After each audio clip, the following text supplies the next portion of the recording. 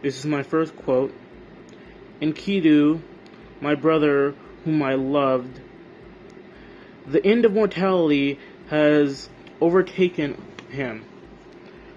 I wept for him 7 days and nights, till the women fastened on him.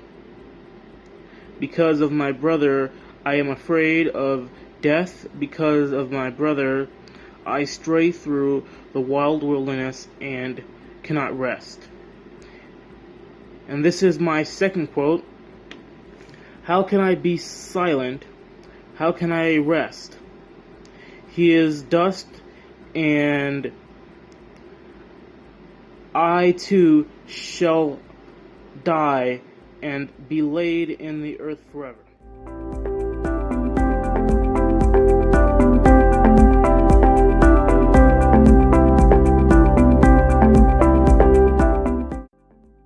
With the first light of dawn, a black cloud came from the horizon. It thundered within where Adad, Lord of the Storm, was riding.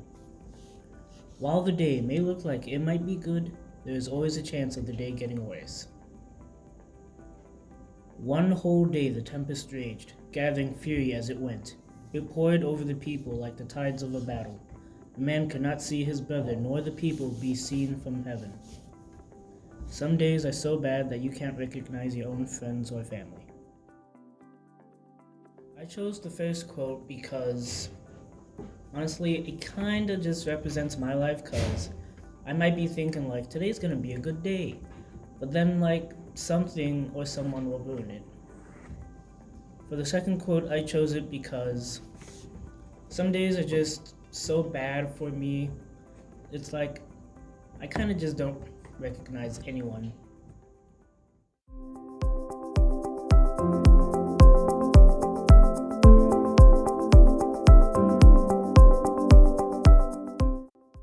My quotes were based off Chapter 6 of the Epic of Gilgamesh. My first quote reflects mostly on the Gilgamesh journey to find the secret thing to keep him immortal.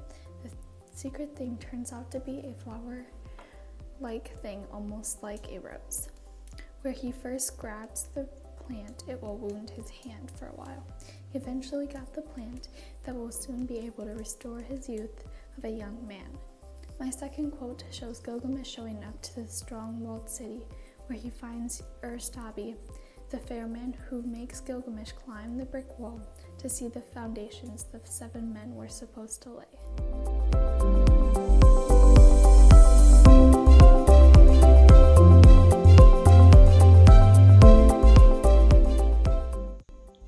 My first quote.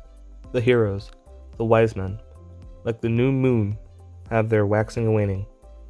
Men will say, who has ever ruled with might and power like him? As in the dark month, the month of shadows, so without him there is no light. My second quote. Gilgamesh, the son of Ninsun, lies in the tomb, at the place of offerings where he weighed the bread offering. At the place of libation, he poured out the wine. The reason why I chose my first quote is because it pretty much shows how people of the town, they need Gilgamesh to lead them. Even though Gilgamesh didn't really treat all of his people that well, it was still in his heart that he wanted to make sure everyone was safe and lead them. For my second quote, the reason why I chose it is because this quote pretty much shows that even though Gilgamesh, one of the most powerful people in the world, he wanted to become immortal. But at the end, he couldn't accomplish it.